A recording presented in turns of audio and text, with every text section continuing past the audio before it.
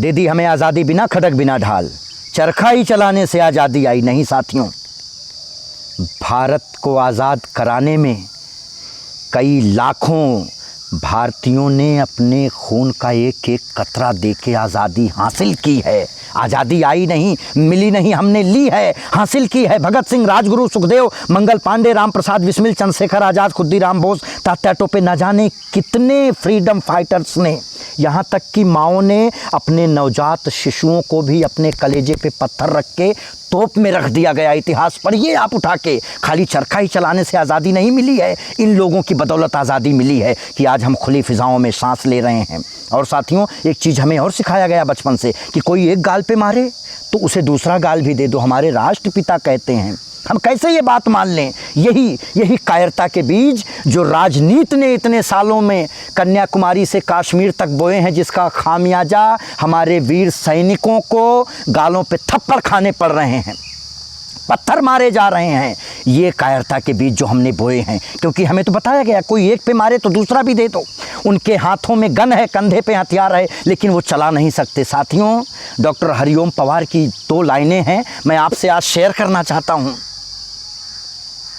कि किसका खून नहीं खौला होगा जब हमारे सैनिकों को थप्पड़ मारे जा रहे थे, कि किसका खून नहीं खौला होगा ये पर सुनकर अखबारों में। अरे यार, शेरों की गर्दन तुमने झुकवा दी उन कुत्तों के दरबारों में? नहीं, हम कृष्ण को मानने वाले हैं।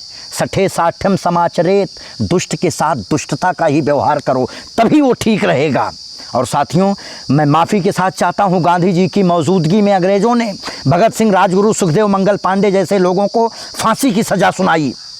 आतंकवादी कहा गया। हमारे फ्रीडम फाइटर्स को देश के लिए आवाज़ उठाया, उन्होंने आज़ादी के लिए आवाज़ उठाया। गांधी जी उनका केस लड़ने से मना कर दिए, नहीं लड़े थे, उन्हें आतंकवादी कहा गया। मैं आपसे कहना चाहता हूं कि अगर अपने देश से प्यार करना, आज़ादी के लिए आवाज़ उठाना, अपने देश के हित में आवाज़ उठाना अगर आतंकवाद है, तो मैं भी आतंकवादी हूँ। और हर भारतीय आतंकवादी है जो अपने भारत माँ से प्यार करता है।